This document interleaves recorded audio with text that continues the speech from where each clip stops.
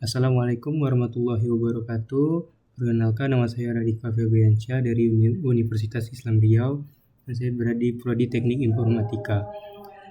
Pada kali ini saya akan membaca buku pemrograman web, yaitu bab 1, Web Architecture and the Protocol Jungle. Capaian pembelajaran atau learning outcomes. Setelah menamatkan bab ini, kamu akan mampu membedah evolusi arsitektur web dari masa statis atau web 1.0 hingga era terdesentralisasi atau web 3.0. Menjelaskan mekanisme fundamental jaringan internet termasuk peran vital DNS dan TCP atau IP handshake. Menganalisis perbedaan performa dan arsitektur antara HTTP 1.1, HTTP 2, dan HTTP 3. Memvisualisasikan critical rendering path browser, mulai dari passing kode hingga pixel muncul di layar. Memahami urgensi keamanan data melalui enkripsi SSL atau TLS dan mekanisme HTTPS. Yang pertama, evolution of the web dari read-only ke semantic ownership. Sejarah web bukanlah sekedar deretan angka tahun yang membosankan, melainkan sebuah kronologi evolusi kapabilitas manusia dalam berinteraksi dengan informasi digital. Web 1.0 yang sering disebut sebagai era read-only web adalah masa di mana internet berfungsi layaknya perpustakaan digital raksasa yang statis dan satu arah. Pada masa ini, pengguna hanya bisa mengonsumsi konten tanpa memiliki kemampuan untuk memberikan umpan balik atau berinteraksi secara langsung dengan halaman tersebut. Situs web dibangun menggunakan file HTML murni yang disimpan dari server fisik, dan setiap kali ada pembaruan informasi, pengembangan harus mengedit kode secara manual dan mengunggahnya ulang. Bayangkan ini seperti membaca koran cetak. Kamu bisa membaca beritanya, tapi kamu tidak bisa langsung berkomentar di kertas koran tersebut agar dibaca orang lain. Pergeseran paradigma mulai terjadi secara drastis dengan munculnya Web 2.0 sekitar pertengahan tahun 2000-an, yang dikenal sebagai era Read-Write Web atau social web. Teknologi seperti Ajax atau Asynchronous JavaScript and XML menjadi game changer karena memungkinkan halaman web memperbarui data sebagian tanpa perlu membuat ulang seluruh halaman, menciptakan pengalaman yang jauh lebih mulus. Di era inilah lahir raksasa media sosial seperti Facebook, YouTube, dan Twitter, di mana pengguna merubah peran dari sekadar konsumen pasif menjadi produsen konten atau content creator. Data tidak lagi hanya mengalir dari server ke klien, tetapi juga mengalir deras dari jutaan pengguna kembali ke server untuk diolah dan didistribusikan. Inilah fase di mana internet mulai terasa hidup, kolaboratif, dan menjadi bagian tak terpisahkan dari gaya hidup sosial manusia modern. Namun, Web 2.0 memiliki cacat arsitektural yang fundamental, yaitu sentralisasi data yang ekstrim pada segelintir perusahaan teknologi besar atau big tech. Sebagai respon terhadap isu privasi dan kepemilikan data ini, muncullah konsep Web 3.0 yang sering disebut sebagai Read-Write-Own Web atau semantic web. Arsitektur ini mencoba mengembalikan kekuatan ke tangan pengguna melalui desentralisasi, seringkali dengan memanfaatkan teknologi blockchain dan jaringan peer-to-peer. Tujuannya adalah untuk menciptakan internet di mana mesin dapat memahami makna atau semantik dari data, dan pengguna memiliki kedaulatan penuh atau identitas serta aset digital mereka tanpa perantara. Meskipun masih dalam tahap adopsi awal dan penuh perdebatan, filosofi Web 3.0 memaksa kita berpikir ulang tentang siapa yang sebenarnya memegang kunci data kita. Di luar definisi kaku versi angka tersebut, tren web saat ini sebenarnya sudah memasuki fase hibrida yang sangat didorong oleh kecerdasan buatan atau AI. Kita melihat pergeseran dari pencarian berbasis kata kunci atau keyword-based search menjadi pencarian berbasis maksud atau intent-based search yang ditenagai oleh large language models atau LLM. Aplikasi web modern tidak lagi hanya menampilkan data statis, tetapi mampu memprediksi kebutuhan pengguna dan menyajikan konten yang dipersonalisasi secara real time. Batas aplikasi native di ponsel dan aplikasi web semakin kabur berkat teknologi progresif web apps atau PWA yang memungkinkan web diakses secara offline. Ini adalah era di mana efisiensi, kecepatan, dan kecerdasan menjadi metrik utama keberhasilan sebuah platform digital. Penting bagi seseorang web arsitek untuk memahami bahwa setiap transisi versi web ini selalu didorong oleh kebutuhan akan skalabilitas dan interaktivitas yang lebih tinggi. Perusahaan dari web 1.0 ke 2.0 dipicu oleh kebutuhan manusia untuk bersosialisasi, sedangkan pergeseran ke arah web 3.0 atau web AI dipicu oleh kebutuhan akan kepercayaan atau trust dan efisiensi otomisasi. Kita tidak bisa lagi membangun aplikasi dengan pola pikir tahun 2010 di mana server adalah segalanya. Kita harus memikirkan distribusi beban, edge computing, dan pengalaman pengguna yang instan. Sebagai mahasiswa, tugas kalian bukan hanya menghafal definisinya, tetapi memahami trade-off arsitektur apa yang terjadi di setiap eranya. Masa depan web tidak akan berhenti di sini, karena teknologi imersif seperti spatial web atau AR/VR mulai menuntut standar baru dalam pengiriman data berlatensi super rendah. Protokol-protokol lama sedang diperbarui dan digantikan untuk mendukung volume data masif yang dibutuhkan oleh dunia 3D dan streaming resolusi tinggi. Web sedang berevolusi menjadi sebuah sistem operasi global yang tidak terkait pada satu perangkat keras tertentu. Oleh karena itu, memahami sejarah evolusi ini memberikan konteks mengapa teknologi tertentu diciptakan dan masalah apa yang seharusnya ingin mereka selesaikan. Tanpa pemahaman ini, kita hanya akan menjadi tukang ketik kode yang buta arah di tengah hutan teknologi yang terus berubah. Selanjutnya yang kedua itu network fundamental, IPA digital di balik layar. Sebelum membahas kode HTML atau CSS, kita paham bahwa internet pada dasarnya adalah jaringan kabel fisik raksasa yang menghubungkan miliaran komputer. Model komunikasi yang paling umum digunakan untuk pemrograman web adalah client-server arsitektur, sebuah konsep yang mirip dengan dinamika di sebuah restoran cepat saji. Di sini, klien atau browser di laptop atau HP kamu bertindak sebagai pelanggan yang lapar, sedangkan server adalah dapur yang menyimpan bahan makanan atau data.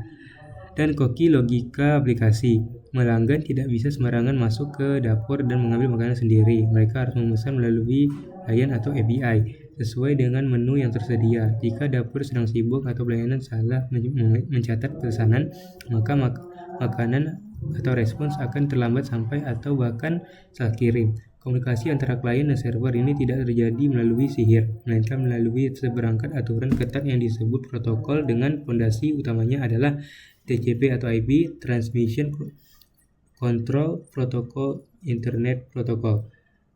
Bayangkan IP address sebagai alamat rumah lengkap yang kode pos yang memastikan paket data tahu kemana harus pergi di antara miliaran rumah lain di dunia. Setiap perangkat yang terhubung ke internet wajib memiliki alamat IP ini, baik untuk versi IP versi 4 dan formatnya klasik atau misalnya 192.168.1.1 maupun IPv6 yang lebih panjang untuk mengakomodasi ledakan jumlah perangkat IoT. Tanpa IP address, internet akan menjadi ruang hampa di mana tidak ada satupun pesan yang bisa menemukan penerimanya. IP adalah identitas lokasi di dunia digital yang memungkinkan routing data terjadi secara global. Namun, sekadar tahu alamat saja tidak cukup. Kita butuh jaminan bahwa paket data yang dikirim akan sampai dengan selamat dan utuh. Dan disinilah peran TCP. TCP bekerja sebagai jasa ekspedisi super teliti yang memecah file besar menjadi paket-paket kecil, memberi nomor urut pada setiap paket, dan mengirimkan satu persatu. Sebelum pengiriman dimulai, TCP melakukan ritual yang disebut three-way handshake atau SYN, SN, ACK, ACK untuk memastikan kedua belah pihak siap berkomunikasi. Jika ada paket yang hilang di tengah jalan karena koneksi buruk, TCP akan meminta pengiriman untuk mengirim ulang paket tersebut sampai data diterima lengkap. Mekanisme ini menjamin reliabilitas meskipun harus sedikit mengorbankan kecepatan karena adanya overload komunikasi bolak-balik. Masalahnya, manusia tidak didesain untuk mengingat deretan angka IP address seperti 142.250.190.46. Kita lebih mudah untuk mengingat nama seperti www.google.com. Di sini DNS atau Domain Name System berperan sebagai buku telepon internet yang menerjemahkan nama domain yang ramah manusia menjadi alamat IP yang ramah mesin. Ketika kamu mengetik URL di browser, proses DNS resolution terjadi secara hierarkis, dimulai dari cache komputer lokal, lalu ke DNS resolver biasanya milik ISP, hingga ke root server dan top level domain atau TLD server. Proses ini berlangsung dalam hitungan milidetik, namun tampaknya kita harus mencatat alamat IP setiap website di buku catatan fisik. DNS adalah lapisan abstraksi vital yang membuat internet dapat digunakan oleh masyarakat umum. Dalam arsitektur modern, pemahaman tentang jaringan ini sangat krusial karena seringkali masalah performa aplikasi bahkan disebabkan oleh kode yang buruk, tapi oleh latensi jaringan. Konsep seperti CDN atau Content Delivery Network diciptakan justru untuk mendekatkan data ke pengguna dan meminimalkan jarak fisik yang harus ditempuh oleh paket data. Latensi waktu yang dibutuhkan data untuk pergi ke titik A ke titik B dibatasi oleh kecepatan cahaya dalam serat optik yang merupakan hukum fisika yang tidak bisa dilanggar. Oleh karena itu, seorang engineer yang baik harus selalu memikirkan cara mengurangi jumlah perjalanan data atau round trips antara klien dan server. Semakin sedikit perjalanan yang dibutuhkan, semakin cepat aplikasi terasa di tangan pengguna. Terakhir, penting untuk mempelajari bahwa jaringan internet adalah lingkungan yang tidak bisa dipercaya atau untrusted environment dan penuh dengan potensi kegagalan. Kabel bisa putus, router bisa overload, dan paket data bisa dibajak di tengah jalan oleh pihak tidak bertanggung jawab. Oleh karena itu, protokol jaringan terus berevolusi untuk menyertakan fitur keamanan dan pengecekan integritas data secara bawaan. Memahami fundamental jaringan berarti memahami bahwa reliable network adalah sebuah mitos, dan tugas kitalah membangun aplikasi yang tangguh di atas infrastruktur yang rapuh ini. Aplikasi yang hebat bukan hanya aplikasi yang berjalan lancar saat internet cepat, tapi aplikasi yang tetap memberikan feedback yang baik saat koneksi pengguna sedang lemah atau putus nyambung.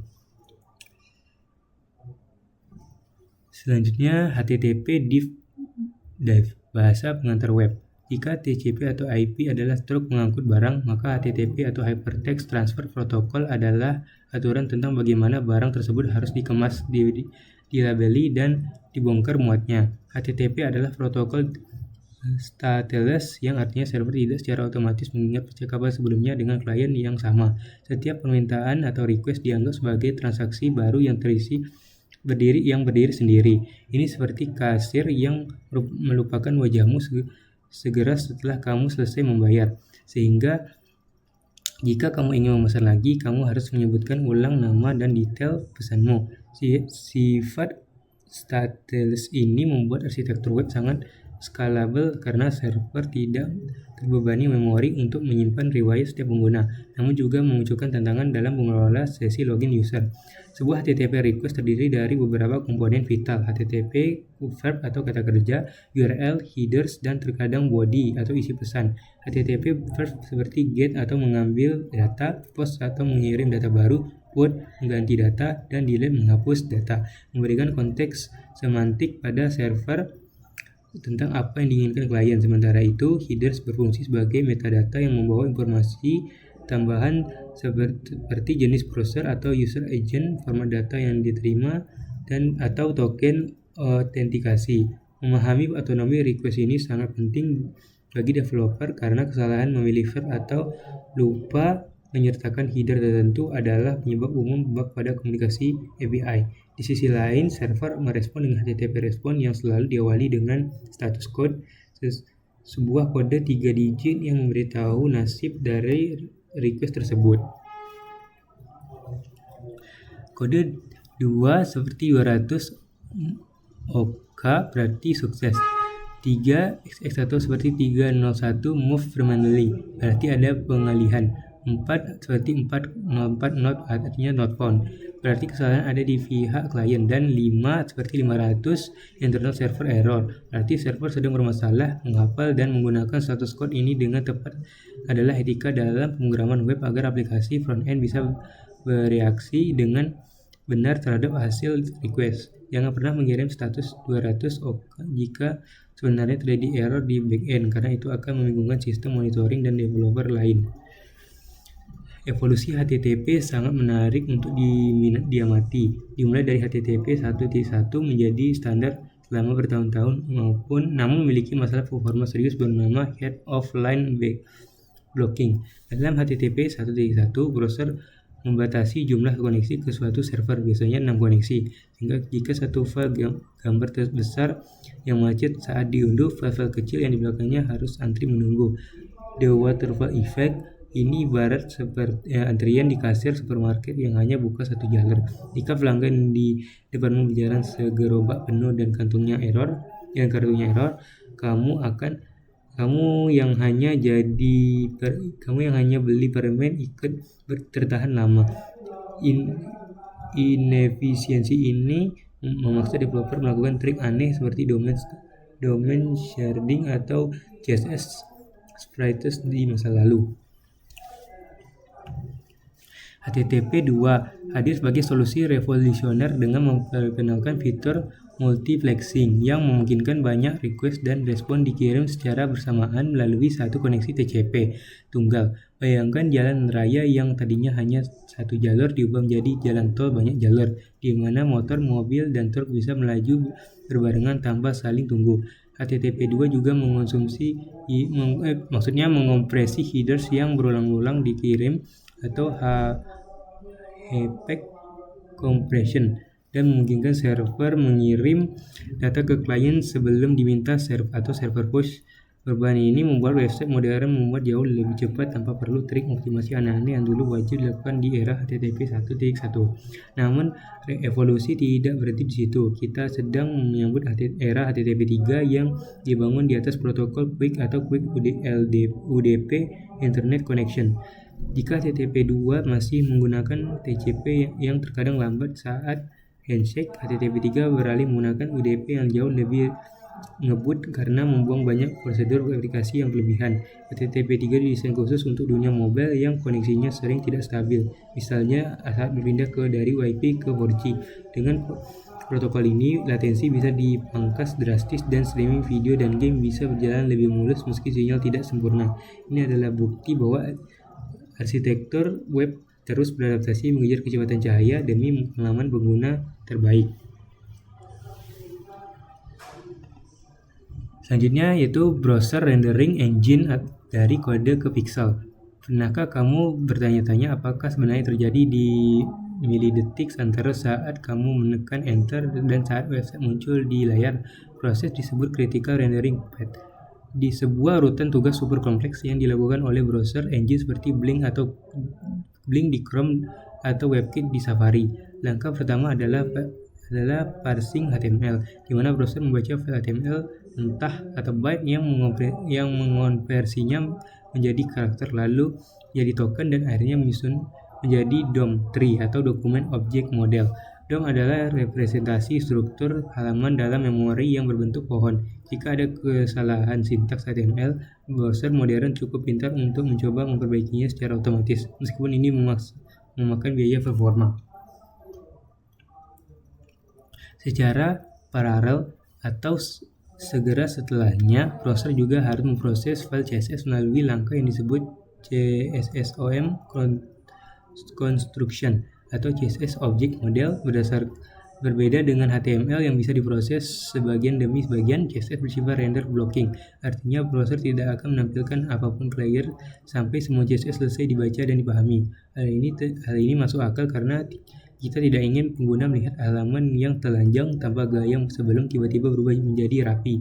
CSSOM juga berbentuk pohon atau tree struktur karena sifat cascading atau menurun dari properti CSS, di mana aturan pada elemen induk akan diwariskan ke elemen anak. Setelah DOM dan CSSOM siap, browser menggabungkan keduanya menjadi render tree. Perlu dicatat bahwa render tree hanya berisi elemen-elemen yang benar-benar akan ditampilkan di layar. Elemen dengan properti display, none, dan CSS tidak akan dimasukkan ke dalam pohon ini. Sedangkan elemen dengan visibility, hidden tetap masuk karena masih memakan ruang. Proses penyaringan ini penting agar browser tidak membuang-buang sumber daya komputasi untuk mengurus elemen yang tidak terlihat oleh pengguna. Efisiensi pembentukan render tree sangat mempengaruhi seberapa cepat first contentful paint atau FCP terjadi. Tahap selanjutnya adalah layout atau sering disebut reflow, di mana browser mulai menghitung geometri, presisi, dan dari setiap elemen, posisi koordinat X atau Y, dan ukuran lebar atau tinggi dalam satuan pixel. Proses ini sangat intensif secara matematis karena browser harus memperhitungkan ukuran layar, perangkat atau viewport, ukuran font, margin, dan interaksi antar elemen. Bayangkan menyusun ribuan kotak puzzle yang ukurannya bisa berubah-ubah tergantung kotak yang di sebelahnya. Itulah kompleksitas proses layout. Setiap kali kita mengubah ukuran jendela browser atau memanipulasi DOM lewat JavaScript, pesan layout ini sering kali harus diulang kembali, yang bisa menyebabkan tampilan terasa patah-patah atau junk jika tidak dioptimalkan. Langkah terakhir adalah paint atau composite, di mana browser akhirnya mengisi pixel-pixel di layar dengan warna, gambar, bayangan, dan teks. Pada tahap composite, browser modern memisahkan elemen-elemen tertentu ke dalam lapisan-lapisan atau layer terpisah mirip seperti layer di Photoshop dan menggunakan GPU kartu grafis untuk menggabungkannya. Ini memungkinkan animasi berjalan mulus di 60 fps karena jika ada satu elemen bergerak, browser tidak perlu mencetak ulang seluruh layer, melainkan hanya memanipulasi layer tersebut. Setiap developer memahami pipeline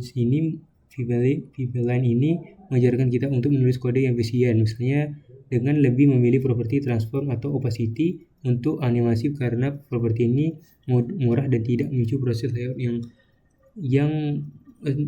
layout ulang yang berat.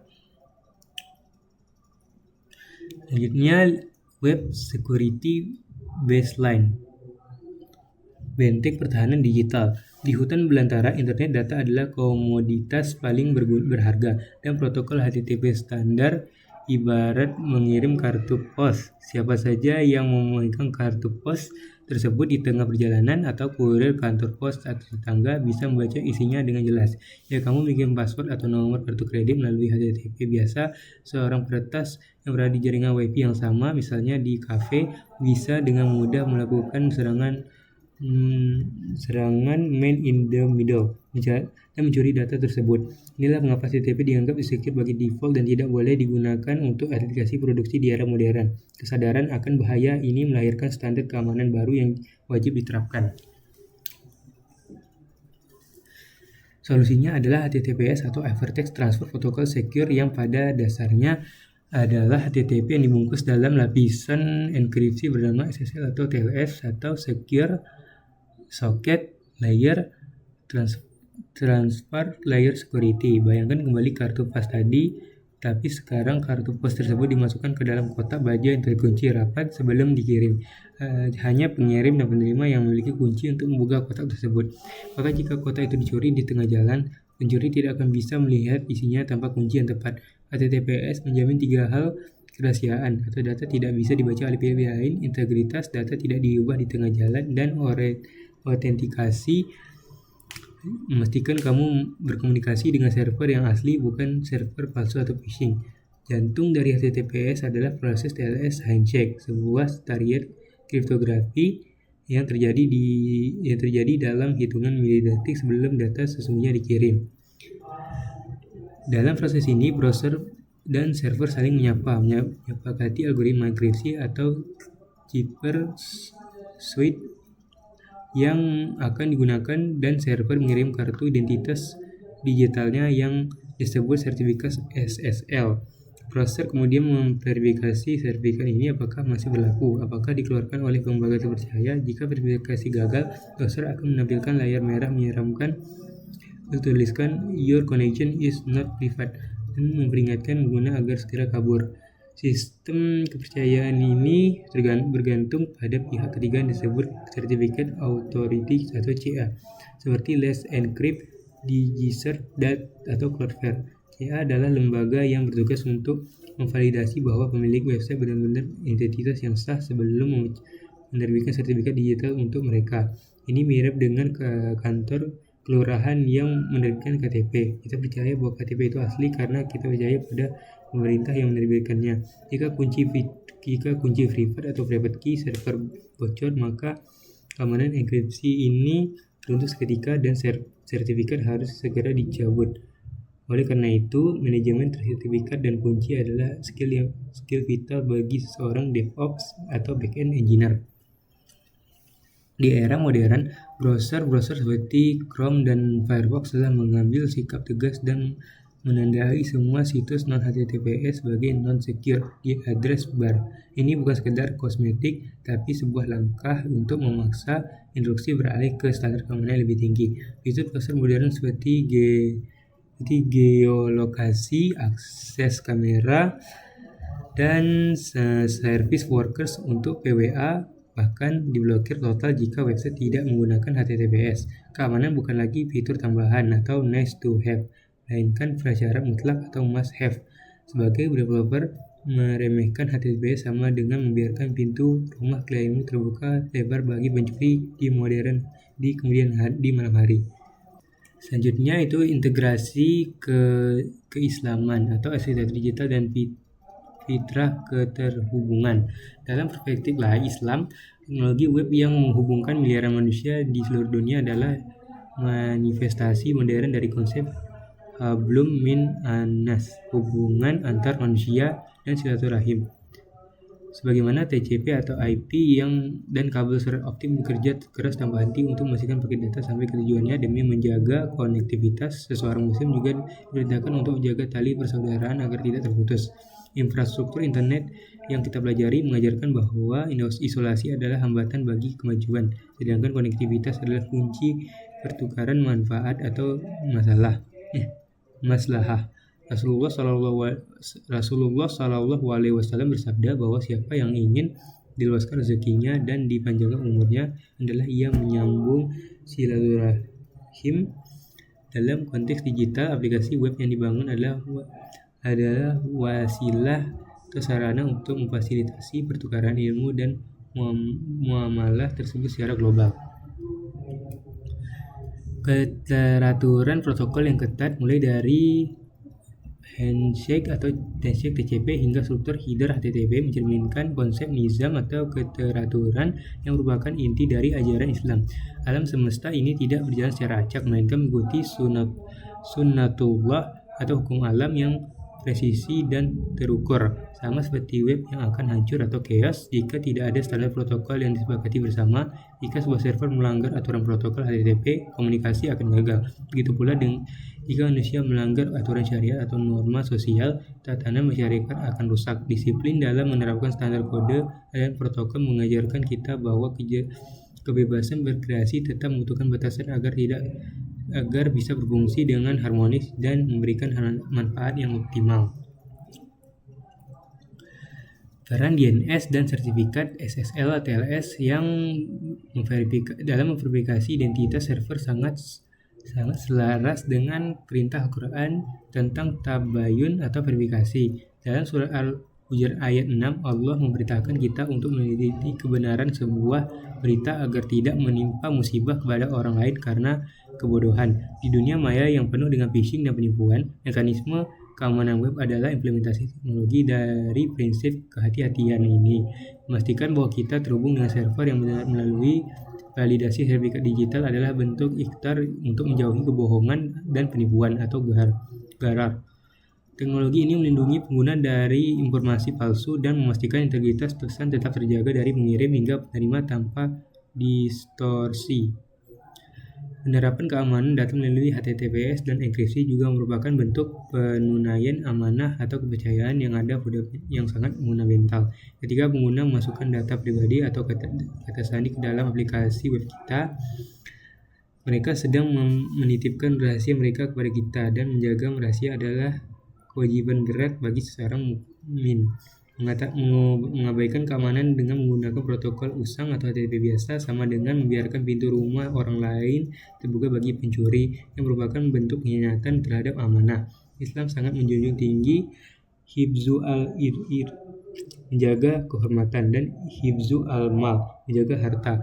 Oleh karena itu, seorang web arsitek muslim harus memandang keamanan cyber bukan sekedar fitur teknis, melainkan tanggung jawab moral untuk melindungi privasi dan aset sesama manusia dari kezaliman. Semangat evolusi dari HTTP 1.1 yang lambat menuju HTTP 3 atau quick yang super cepat mencerminkan prinsip ihsan dan itqan, profesionalisme dan penyempurnaan. Islam mengajarkan bahwa hari ini harus lebih baik dari hari kemarin. Berarti kita tidak boleh puas dengan status quo jika ada cara yang lebih efisien untuk melakukan sesuatu. Allah mencintai hambanya yang apabila melakukan sesuatu pekerjaan, ia melakukannya dengan itqan atau tekun dan sempurna. Upaya para insinyur dunia untuk memangkas latensi dan meningkatkan kecepatan akses informasi adalah bentuk jihad intelektual untuk memudahkan urusan manusia. Jika harus mengadopsi mentalitas ini, terus belajar teknologi terbaru bukan hanya untuk gaji yang lebih tinggi, tetapi untuk memberikan layanan terbaik yang memudahkan hidup orang lain. Terakhir, kita harus menyadari bahwa seluruh arsitektur web ini hanyalah wasilah atau alat, dan hukum penggunaannya tergantung pada maqasid atau tujuan dibaliknya. Sebuah pisau yang digunakan untuk memotong roti atau melukai orang, begitu pula web yang digunakan untuk menyebarkan dakwah dan ilmu atau menyebarkan maksiat dan fitnah. Sebagai pengembang, kita harus memikul tanggung jawab etis dan atas platform yang kita bangun. Apakah platform tersebut mendekatkan pengguna kepada kebaikan atau justru memfasilitasi keburukan? Kita harus berniat menjadikan setiap baris kode dan arsitektur yang kita rancang sebagai amal jirayah yang terus mengalir pahala kebaikan, dengan cara membangun sistem yang bermanfaat, adil, dan tidak mengeksploitasi kelemahan pengguna. Kesimpulan peta mental arsitek web. Bab ini meruntuhkan ilusi bahwa web hanyalah sekadar layar yang menyala. Kita telah membedah anatomi internet dan menemukan bahwa setiap keputusan teknis memiliki konsekuensi arsitektural. Berikut adalah rangkum poin-poin vital yang harus tertanam pada mindset seorang web arsitek. Yang pertama itu evolusi adalah respons terhadap kebutuhan. Pergeseran dari web 1.0 ke web 2.0 hingga ke web 3.0 bukan sekedar tren gaya-gayaan, melainkan upaya teknis untuk memecahkan masalah skalabilitas, interaktivitas, dan kepemilikan data. Arsitek yang baik mendesain untuk masa depan, bukan hanya meniru masa lalu. 2. Latensi adalah musuh utama. Di balik layar TCP, yaitu IP dan DNS, bekerja keras memastikan data sampai ke tujuan. Kita belajar bahwa jarak fisik dan jumlah round trip bolak-balik data lebih terpengaruh terhadap kecepatan daripada sekadar bandwidth. Infrastruktur jaringan adalah lingkungan yang rapuh, dan aplikasi kita harus didesain untuk tetap tangguh atau resilient di atasnya. Selanjutnya itu protokol menentukan performa. Evolusi HTTP mengajarkan kita tentang efisiensi pengiriman. HTTP 1.1 ibarat jalan satu jalur yang macet, head of line blocking, sementara HTTP 2 dan HTTP 3 quick adalah jalan tol multitafsir atau multiplexing yang memungkinkan aset dikirim paralel. Pemahaman ini mengubah cara kita melakukan optimisasi aset di level aplikasi. Yang keempat, rendering bukanlah sihir. Browser memiliki critical rendering path atau HTML, DOM, CSSOM, render tree, layout, paint yang sangat ketat. Kode yang buruk bukan hanya jelek dilihat, tapi membebani CPU perangkat yang pengguna. Efisiensi penulisan kode HTML dan CSS berdampak pada langsung seberapa cepat pixel muncul di layar. Yang kelima, keamanan bukan fitur opsional. Di hutan sebelantara internet yang penuh predator, HTTPS dan SSL atau TLS adalah baju zirah standar. Mengabaikan keamanan data atau enkripsi dan validitas Identitas atau sertifikat sama dengan membangun rumah tanpa pintu. Trust adalah mata uang paling berharga di web, dan HTTPS adalah cara kita menjaganya. Dengan fondasi arsitektur ini, kamu siap untuk melangkah ke bab 2, di mana kita akan mulai melakukan batu bata pertama pada pembangunan aplikasi web, struktur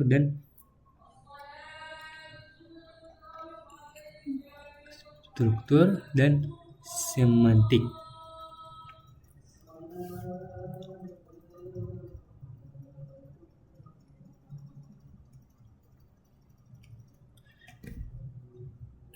Mungkin itu saja penjelasan dari saya. Mohon maaf apabila ada kekurangan. Saya akhiri. Wabillahi taufiq wal hidayah. Wassalamualaikum warahmatullahi wabarakatuh.